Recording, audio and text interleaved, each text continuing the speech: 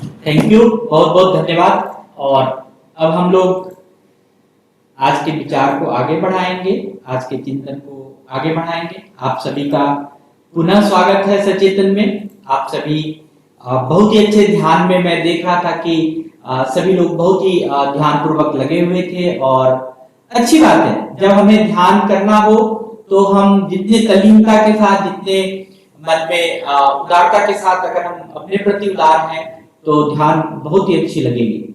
आज हम लोग थोड़े चर्चा को आगे बढ़ाएंगे। जो कठोपनिषद की चर्चा, यमराज और नचिकेता के संवाद की जो चर्चा हम लोग कई सप्ताह से करते आ रहे हैं, उस चर्चा में हम लोगों ने बहुत चीज देखा है कि हम कहां कहां ब्रह्म तत्व, कहां कहां हमारे आत्म तत्व, उसको हम देख सकते हैं, ढूंढ सकते हैं।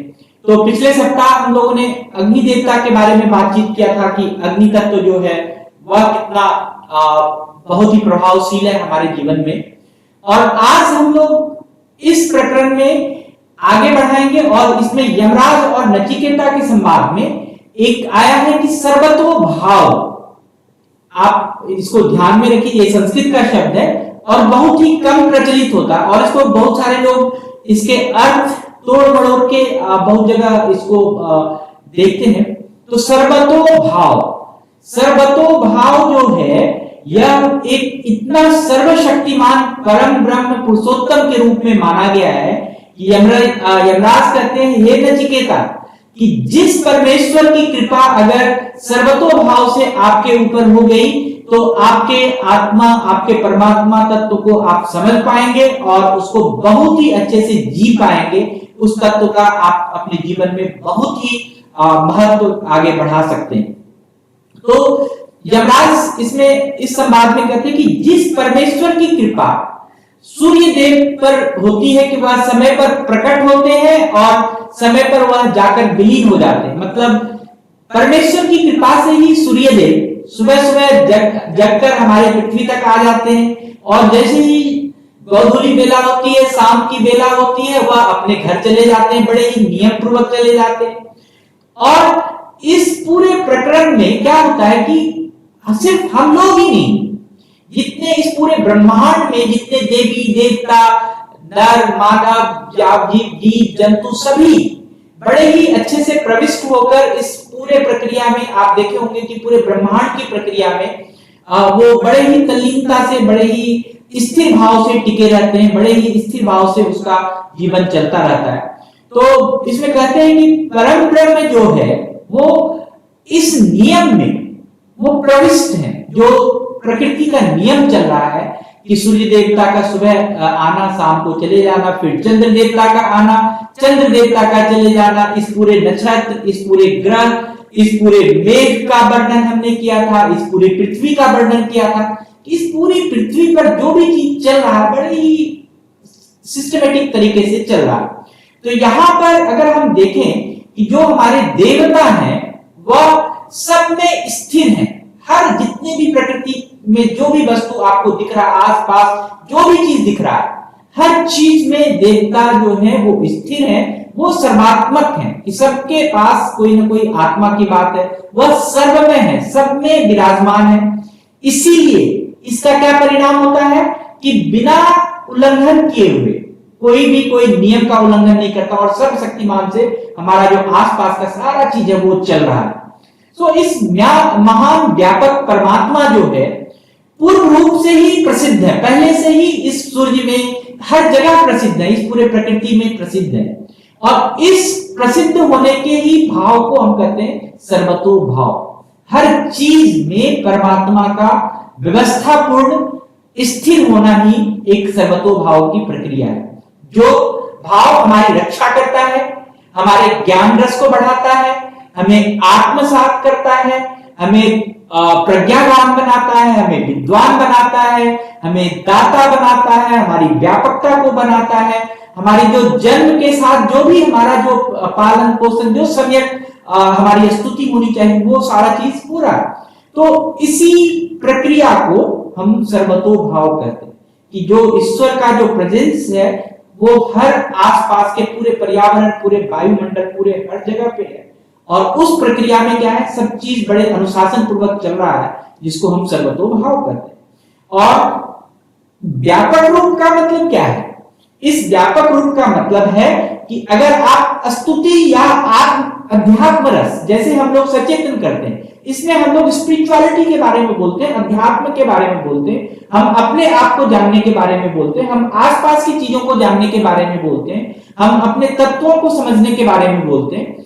तो ये जो विद्या रूप है, ये जो ज्ञान रूप कोई चीज हमारे पास, वेद रस या ज्ञान रस जो हमारे पास आता है, ये सिर्फ कहा गया है कि सर्वतोभाव की स्थिति में जब आप रहते हैं तभी ये रस आपको आता है। सचेतन का रस तभी आपको आता है जबकि आपका आसपास का जो वातावरण है, आपका जो भी पर्यावरण है, वह अगर सही से स्थिर रहता है, वह अगर सही से अनुशासित रहता है, तभी वो आता है। आप देखोगे किसी दिन इंटरनेट खराब हो जाता है सचेतन के समय में, तो क्या होता है, पूरा सचेतन गड़बड़ हो जाता है। अगर कोई चीज गड़बड़ हो गया तो सारा चीज गड़बड़ हो गया। लेकिन अगर हमारे आसपास का सारा तंत्र यंत्र, हमारा पर्यावरण अगर सही से चले और हमारा अनुशासन में चले, तो हमारा क्या होता है, सब चीज सही तरीके से चलता है। इसी अवस्था को हम सर्वतोभाव की अवस्था कहते हैं। और यहां पर एक चीज बहुत हमें आसानी से समझना चाहिए कि आप लोगों ने एक शब्द सुना होगा, पर्यावरण। और ये शब्द जो है, हमारे ख्याल से मैंने इसके बारे में रिसर्च किया, इस पर्यावरण शब्द के बारे में। ये बहुत पुराना शब्द नहीं है, पिछले 4 से 5 दशक में, 3 से 4 दशक या 3 से 5 दशक के बीच, मतलब पिछले 30 से 50 साल के बीच में यह शब्द प्रयुक्त हुआ। इससे पहले कोई पर्यावरण शब्द नहीं था, इसका कोई पारिभाषिक अर्थ नहीं था इस शब्द का। जितने भी प्राचीन कोश, संस्कृत के कोश या हिंदी के कोश या कहीं भी शब्दकोश है, उसमें अगर हमने देखा तो उसमें ये पाया कि पर्यावरण शब्द जो है पिछले 4-5 दशक से ही 3 से 5 दशक के पीछे चल रहा है। उसके पीछे जो मूल कारण है कि जो ये पारिभाषिक शब्द प्रचलित नहीं हो पाया, क्योंकि जितने भी पुराने शब्दकोश थे, उस पुराने शब्दकोश में जो भी शब्द प्रयुक्त हो रहा था पर्यावरण शब्द के बदले, वो सर्वतोभाव शब्द ही प्रयुक्त हो रहा था। तो पर्यावरण शब्द का जो अगर स्पिरिचुअल मीनिंग है, आध्यात्मिक अर्थ है, वो सर्वतोभाव है कि हमारे आसपास का जो वातावरण, ये धूलोक है, जो अंतरिक्ष लोक है, मेघ लोक है, पृथ्वी लोक है, ये सारे जितने भी 7 लोक हैं हमारे आसपास, जो भी चीज है, वो सब अगर अनुशासन पूर्वक चले तो उसको सर्वतोभाव कहते हैं। और इसी को हम पर्यावरण कहते हैं, जिसमें परि शब्द जो है पर्यावरण का, आप अगर संधि विच्छेद करेंगे, शब्द संधि करेंगे, तो उसमें जो है जो अंग पूर्वक वर्ण शब्द है परि, जिसके ऊपर मतलब अंग पूर्वक वर्ण शब्द का मतलब है कि जिस शब्द से उस शब्द का विशेषता या उस शब्द पे ज्यादा जोर पड़ता है, तो परि शब्द है पर्यावरण।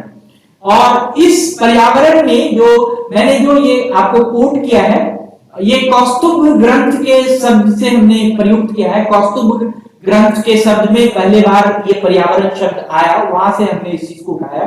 तो इसमें जो परि शब्द है उसका अर्थ होता है छिपाना, ढकना, घेरना, पर्दा करना और चारदीवारी करना, या वस्त्र का आवरण करना, कपड़े से ढकना, या कोई ढाल बना देना। परि का अर्थ होता है ढाल, और संस्कृत के उपसर्ग इस परि का ही अर्थ है सर्वतोभाव। यही परि शब्द जो है, जो ढाल है, जो आपकी रक्षा करता है, जो आपको बचाता है, वही है सर्वतोभाव। अच्छी तरह से सब चीज आच्छादन किए हुए, जिसकी आड़ में आप जो है कि अपनी जिंदगी जी रहे हैं, वही है सर्वतोभाव। जो पर्यावरण का परि शब्द है कि रक्षा, और वो वही, उसी को हम शब्दोभाव कहते हैं। और जिसके परि के बाद होता है ब्री, जो परि ब्री शब्द भी इसमें एक धातु रूप है, धातु पर्यावरण में। और उस ब्री शब्द में का अर्थ है छिपना, चुनना, ढकना, लपेटना, घेरना। और आवरण शब्द का तो मतलब ये कि जो चारों तरफ से ढका हो, मतलब कहीं भी कोई उसमें छेद नहीं है, कुछ भी नहीं है, बड़े आराम से ढका हो, बहुत ही अच्छे से आप कंपैक्ट है। तो अतः जो भी वैज्ञानिक कोश है या जो भी चीज है, उस सर्वतोभाव ही आपका पर्यावरण है। सर्वतो भाव ही जो आपके आसपास का जो वातावरण है, जिस वातावरण में आप अपनी जिंदगी को बड़े अनुशासन पूर्वक जी रहे हैं, वही आपका सर्वतो भाव है। और इसी को यमराज ने नचिकेता को बताया कि यही ब्रह्म स्वरूप है, इसी को हम ब्रह्म स्वरूप मानते हैं, इसी को हमें ब्रह्म स्वरूप मानना चाहिए, जो हमारी रक्षा करता है, जो हमारा ज्ञान वृद्धि करता है, जो हमारे, अगर हम देखें तो उसने एक एग्जाम्पल भी दिया नचिकेता को कि जैसे सूर्य का समय पर आना और समय पर जाना, चंद्रमा का उगना, पूरे ब्रह्मांड का चलना, हर चीज का संचालन समय पूर्वक होना, यही जो है सर्वतो भाव। तो आप इस ब्रह्म की भी आपको उपासना करनी चाहिए, इस ब्रह्म के बारे में भी जानना चाहिए, इसे भी आपके पर्यावरण को भी, आपके आसपास के भी सर्वतो भाव को आपको जो है बड़े ही अनुशासन पूर्वक इसमें रहना चाहिए।